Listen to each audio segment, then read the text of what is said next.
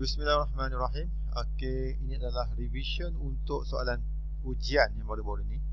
Soalan ujian baru-baru ni yang mana we are referring to this question. Ujian 1 sidang akademik 2022-2023 Polytronic 1. Okey, kita ada satu soalan untuk dijawab selama 45 minit. Soalan ni patutnya adalah standard soalan exam you all, which is one question you are provided 25 minutes. Okay, in this question kita dah tengok kita dah diberikan satu DC-DC converter snubber circuit seperti yang pertama. Tetapi as I told you before, this circuit is just a circuit. We need to evaluate what here is the device. Whatever circuit that comes in, if we are referring to thermal evaluation, so we are referring to device itself. It does not consider all the other circuits. So we just focus on the device. So what are the questions? So means that we take a look at the scenario here.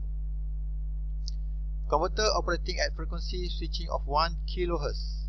I told you before, if in the real situation, the switching will be over 20 kHz, 20 kHz and above. So 1 kHz is not much a problem stated here.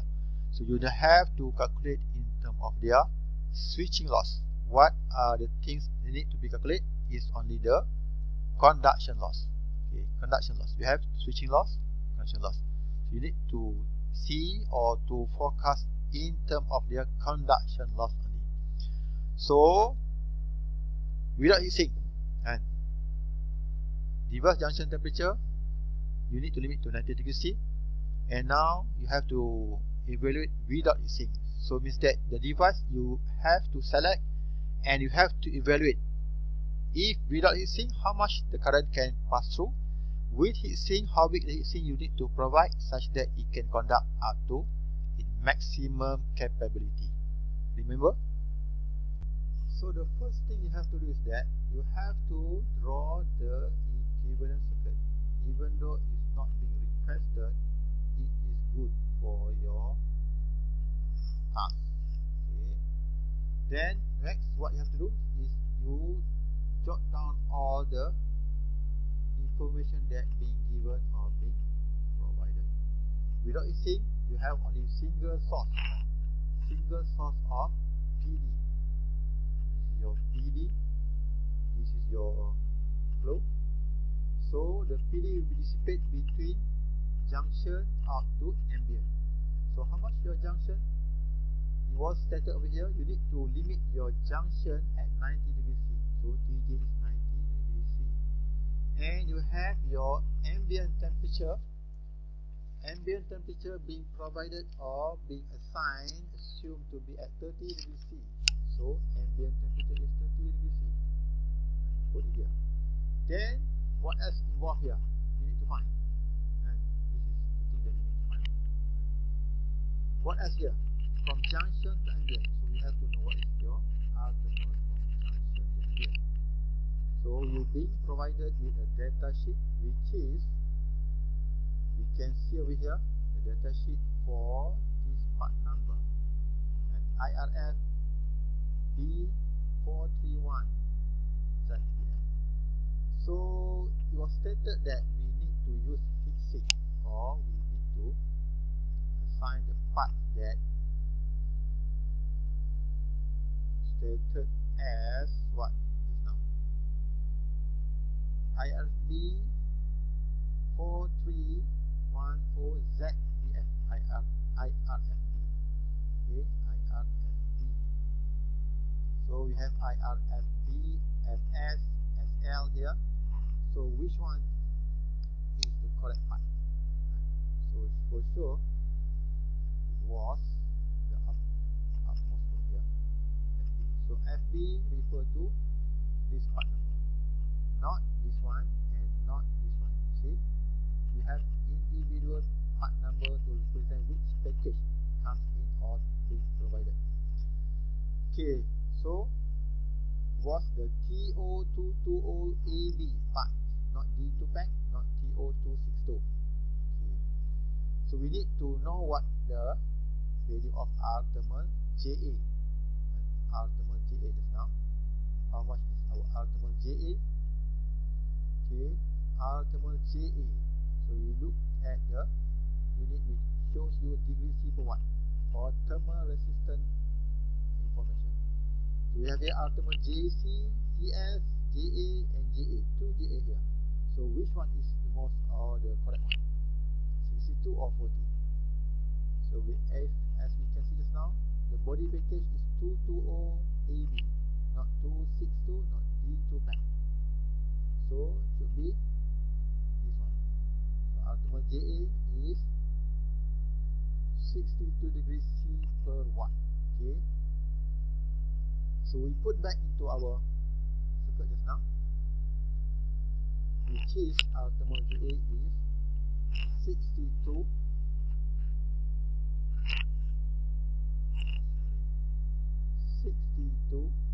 degrees C per watt. Okay. Formula is given. The formula already been given, or by that you can directly so-called derive from the circuit that you draw, which is TJ is equal to PD R thermal JA plus TA. Okay. So TJ is provided. PD, you need to find how much actually it can withstand. TA is provided. R thermal JA is provided. Okay. Now we need to see how much actually for this scenario, which is TJ going to be at 90 degrees C. How much is the maximum PD we can obtain from this system? So you just write the formula and label it first. So TJ formula is this one. PD formula, which is stated before, is I square R. I square R. This is your I RMS square. This is your R from drain to source during switch on at 90 degrees C. So this should be your second equation. Highlight here.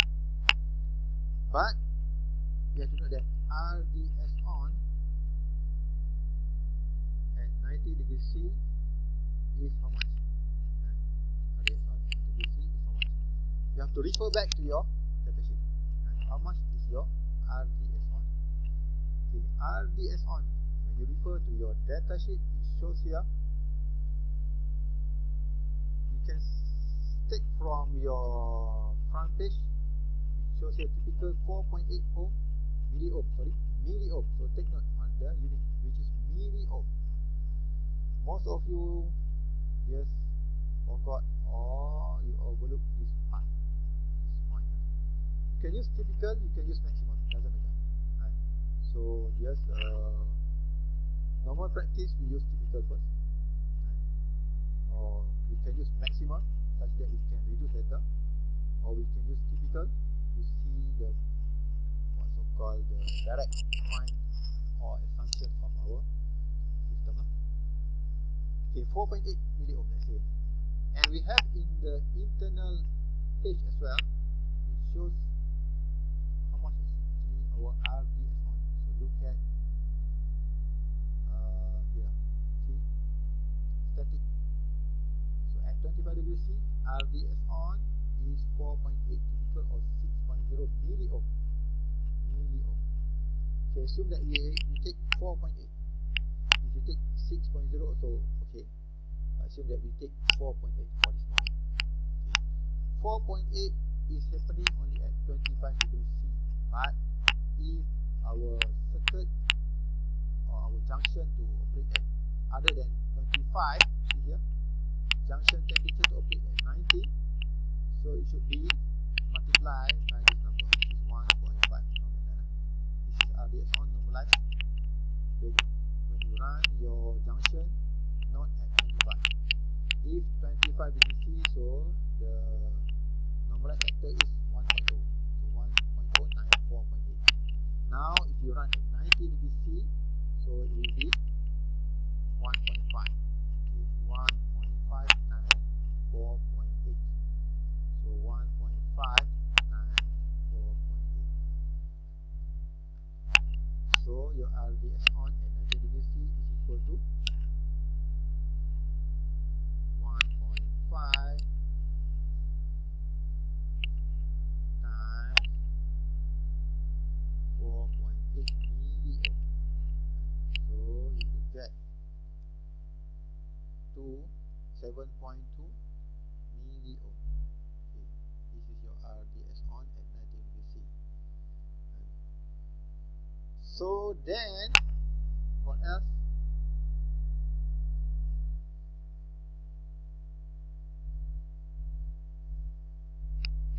So you have RDS on. So your PD will be